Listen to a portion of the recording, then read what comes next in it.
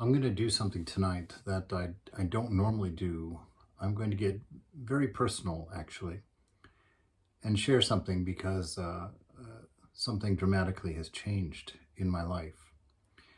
In 2008, while I was in the monastery in San Francisco, I was diagnosed with severe depression after filling out a questionnaire, actually, for some health insurance, and also just through getting some therapy and having to face some real down times in my life. And the experience of that was just every couple of days or so, this dark space would overtake my mind. And it was like being inside of a bowl. I couldn't see outside of it. It felt like it was going to be forever, and it felt like there was nothing to be done. And the darkness was so deep that it manifested literally in a physical pain in my chest that I would feel almost as if there was broken glass shards mixed in tar, just kind of grinding around in my heart there when these moods would come. And there was nothing really that I could do. Living in a monastery is very difficult in that situation because really there's nothing to bring you out. You don't have much stimulus from the world to distract you from it. And so you tend to just really sit with that kind of thing. So I sought professional help. I got some therapy for it, and they put me on some antidepressants. And I took them for a little over a year, and they were helpful. They brought in the edges of my depression and kind of gave me an idea of what a normal mind would be like. But it bothered me. I didn't feel like I could honestly, and this might be wrong thinking, but it's in the past anyway. But I just didn't feel like I could take maintenance drugs for a mental condition as a monk, because people were coming to me for spiritual advice and for,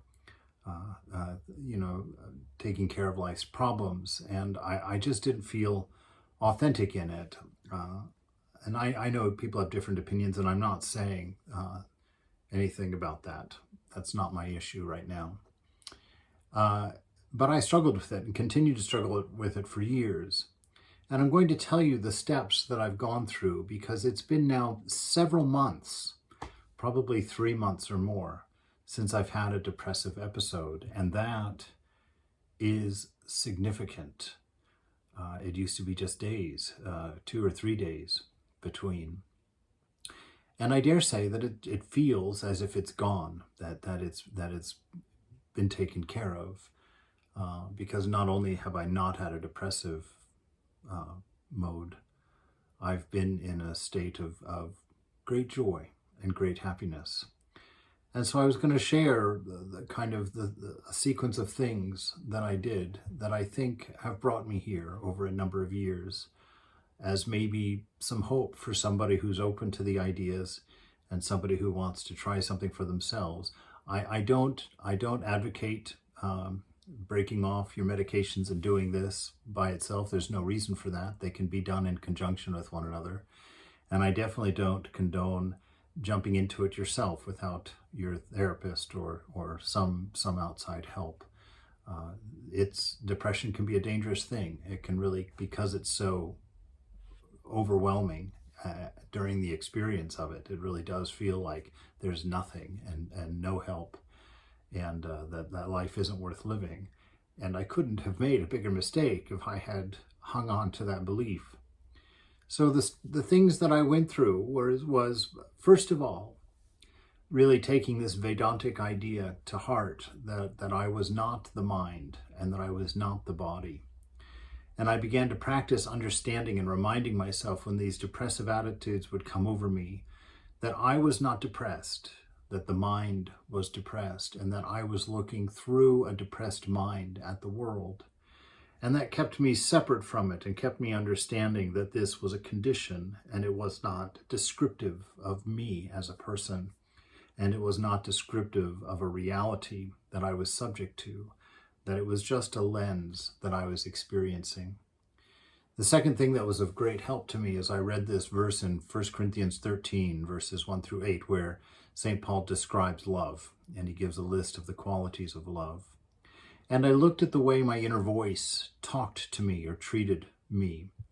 I know that sounds weird to say out loud, but You know, that inner dialogue that we have when you're thinking about something. You're listening to the voice of your mind. And I realized that that voice was quite caustic, that I would quite frequently refer to myself as an idiot or, a fool or, incompetent or a hypocrite, all of those things that would kind of drive me down. And I made an agreement inside that I would demand that my inner voice adhere to that list of acceptable behaviors according to the nature of love. Because I determined that I, the witness, in the highest truth in the Vedanta, the highest truth is that I am the beloved, that I am the divine. Once I drop off ego and my ideas of particularization and my attachments and aversions and my identity with body-mind, that what's left is the divine spark, that image of God, that is the cause of life within me.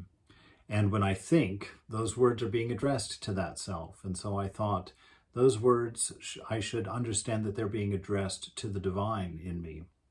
And so I really worked at changing my thinking to be positive, that love never fails, that love always hopes, love always believes. Love enjoys truth. It does not dishonor others. That it's always positive, that it always believes in me. And I determined that my inner voice should always be an encouragement to me. It should become my greatest cheerleader, my greatest fan. And I've worked on that for years to get to that place. And lately, this notion of enjoying the moment as it is, that the moment is independent of a past and independent of a future, that both of those ideas are merely concepts in mind. The past doesn't exist except as the burnt ash of previous experience, and the future doesn't exist but as a projection of desire out of a sense of inadequacy in the moment. And so this practice that I've undertaken in the last couple of years, but certainly very focused on in the last year, this practice of, in my meditations, to sit purely in the moment, to really cease thinking altogether, to experience myself, to experience my isness without being defined by a set of past experiences or ideas or things about myself, to find out who I was when the mind was not defining me, telling me what I was, and to really practice accepting the moment as perfect, and not just accepting it, but taking some of Eckhart Tolle's ideas about leaning into it, loving the moment, because it dawned on me that God, this divine reality, I don't see it as a third person existence, but the essence of the moment, of this moment, that my relationship with God, as it were, is my relationship with this moment. If I can't find contentment in this moment, that's a struggle in my relationship with divinity, with the idea of divine. And, understanding that the perfection of the moment isn't a perfection for the body, and it's not a perfection for the mind, but it's a perfection for me in my divine self, in my real nature, that which is the life in me.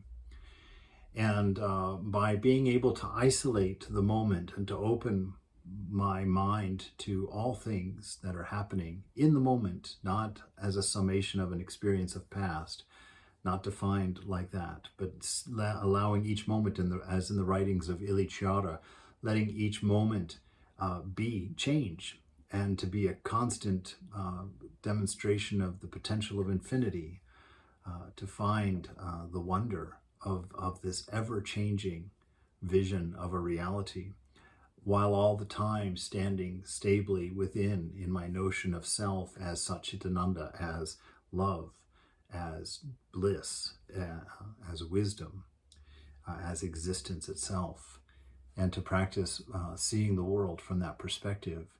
And, all of those things summed up, I have to say that there's great hope in my life. I was telling a very old friend the other day, I have never known what happiness was as I know happiness now. And I feel like I want to say that not out of a sense of accomplishment, but out of a sense of sharing, because I know there's someone out there who's in a dark space. And I know there's someone out there who's not sure that life is worth going on, because I've sat there. I have also wondered if it was worth getting up and going again. And with these ideas and these practices, and yes, a long time, because 2008 to 2023, that's a long time of perseverance. But I can tell you that I did that not knowing that I would be able to live a life that I'm experiencing now. And if someone had told me in 2008 that someday I would experience a life of great joy, of great inner peace, of a great deal of love and wonder, as I do now, it would have made those years so much easier, so much worthwhile. There would have been so little doubt and just this delightful hope for freedom. And so if you're in that state and you're listening and hearing this, get up and keep going. Listen to the things that I've shared. They come from the wisdom of sages of thousands of years. If I can help you, please reach out to me. My email is my channel on YouTube at gmail.com. And I'd love to hear from you. And I will share with you. And I will sit with you in this journey and be your greatest cheerleader.